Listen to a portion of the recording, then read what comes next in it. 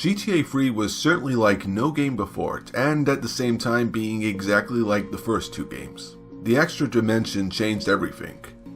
And even though it's debatable which one was the best, we all know what was the most important. 2001's Grand Theft Auto 3. And for a lot of people out there, it was their introduction to the series. But one of the many glorious features of this masterpiece is the subject of this video.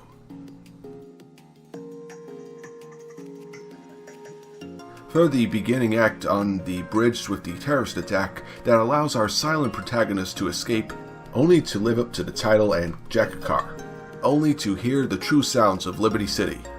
This is the Grand Theft Auto Radio.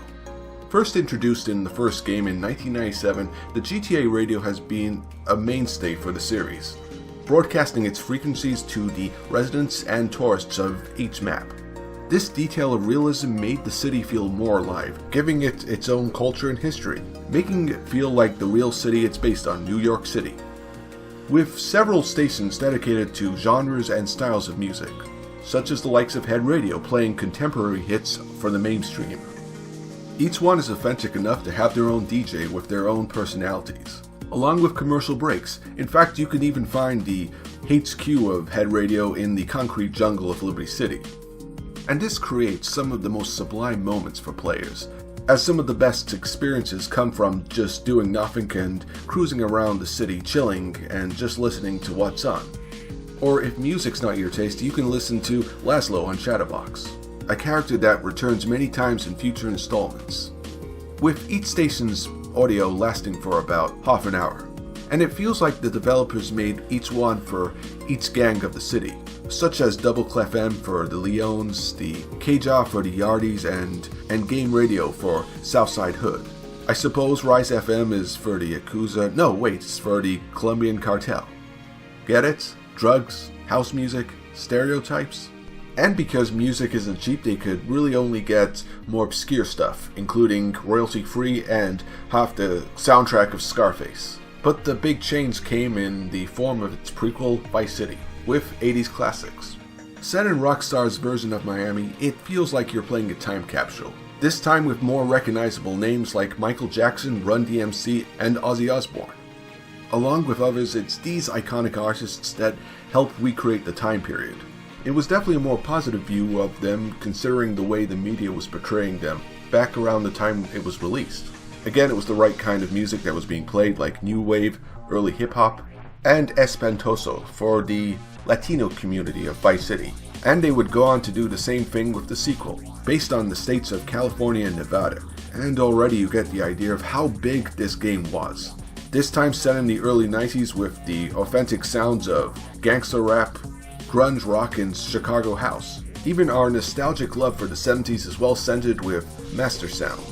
And while GTA 3 had stations with counterpart gangs, this time there was counterpart locations. If you get my drift, think about it.